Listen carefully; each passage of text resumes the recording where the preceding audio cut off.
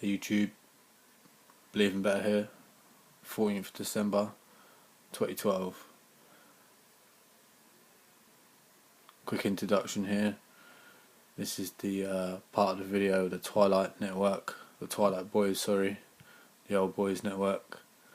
Bob Dean and Cliff Stone interviewed by Project Camelot. If you've just jumped in and linked this, don't watch this. Watch the previous parts. In actual fact, watch all the Kevin Cook stuff. It's interesting, man. Peace out. Continue. There was an archbishop from Los Angeles by the name of Mike McIntyre. McIntyre had been invited to be present when they landed to meet them, because I thought, well, somebody ought to be representing the church here. And they brought McIntyre over from LA to Muroc. And they were there for 2 days.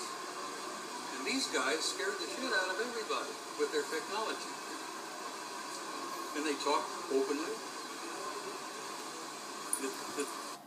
Now, if you guys are thinking, oh god, this guy's fucking crazy, he's whacked out, smoked loads of dope in his life, he's crazy, do a little bit of research on his background, see where he's come from, and work out for himself. If you honestly think that this guy can just make these stories up, then you believe that, and if that's the case, then he should be a storyteller. But what I believe he says comes from the heart.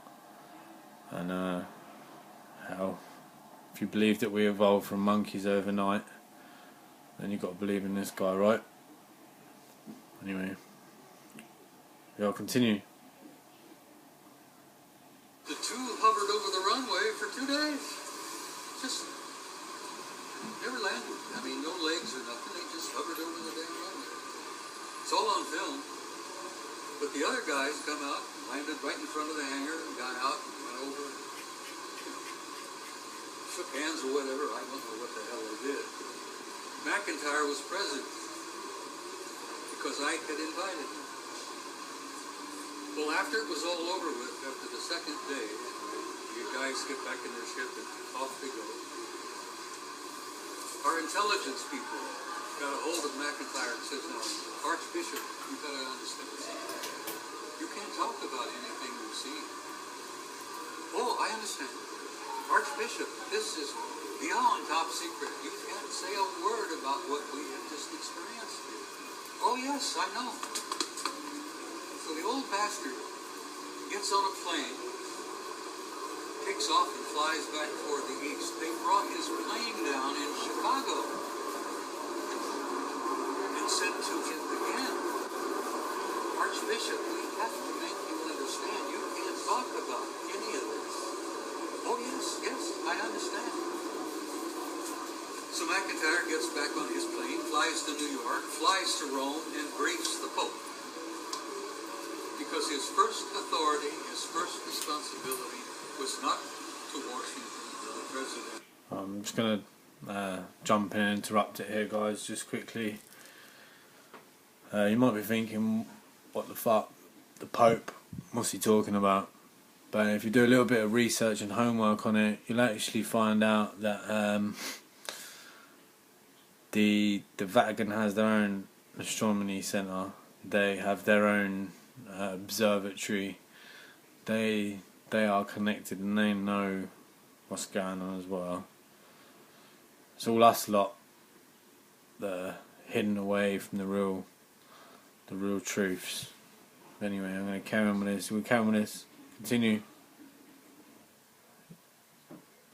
Or to the Constitution. It was to His Holiness.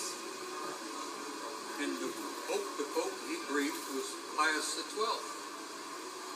So CIV has existed since 1954.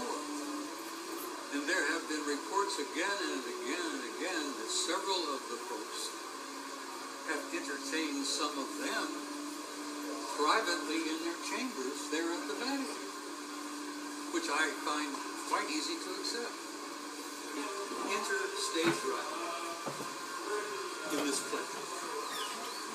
Go out on the stage and we prance and dance and we take our little toy swords and we whack and bang each other and we make love and all this crap, you know. You got all of Shakespeare's plays. And then he says when the act is over, you exit stage left and a new play begins. So what I have making a suspicion is the 21st of December, We exit stage left. 2012, a new play is beginning. And a few of us, well, many of us exit stage left every damn day. I damn near died in October, for Christ's sake. But you know, how many people died on the planet this year? Several million? And several million more got born.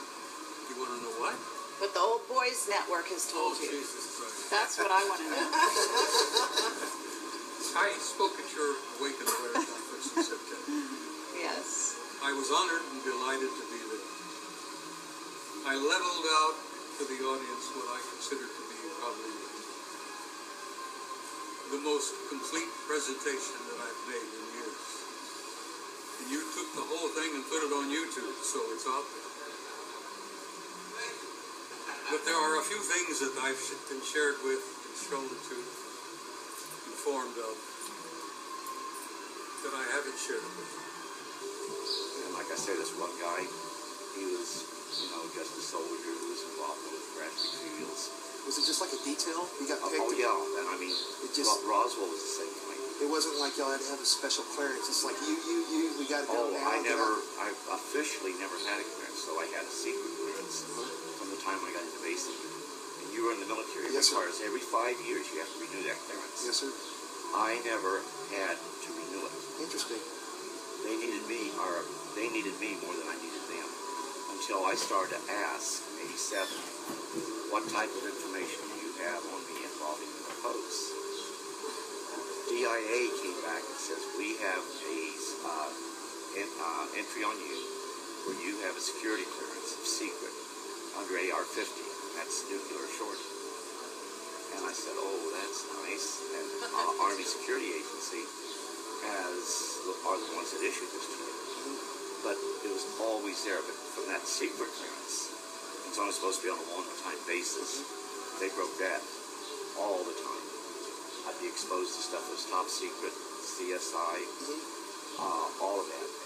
Well, I think gave you a secret clearance for all that. I know top secret has so many different levels. Well, they could always go up on it, but Secret's only one.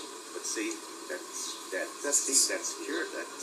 secret clearance provided the foundation to use me many times over on a one-time basis. You were always in briefed and out briefed. But, I thought I was getting out of one mission because it made it clear you had to have at least a secret clearance.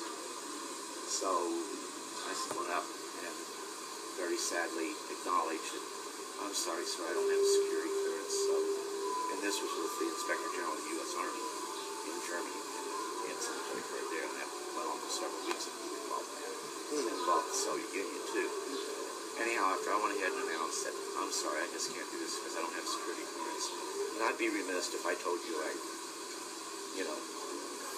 don't have that. And I figured, okay, they're going to send me back to my unit. Done deal. And all he did was say, I know you'd lay down your life for your country. So I don't have any heart for you.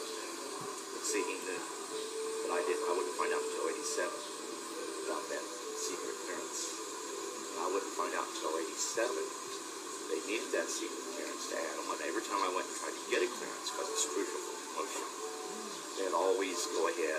And the paperwork already done for well, they would bounce it back down and tell me, no problem. Because see, if I did it, I'd find out I'd have it. Sorry guys, I was just went down then just so you could see. Although he looks a lot aged now, I said it was like 15 years. There's his name, look, Clifford Stone. You see, it's the same guy who's in the video previously. Okay, saying that you swear by oath. It's going to be a long interview that you're going to see. The longest one that I'm going to put out. I don't know how many parts it's going to take. I don't care how many it's going to take. It takes what it takes. I'll peace out to people. I'm going to to stop this one here, and I'm going to continue with part 5 of Believing Better, Humans Unite. So peace out.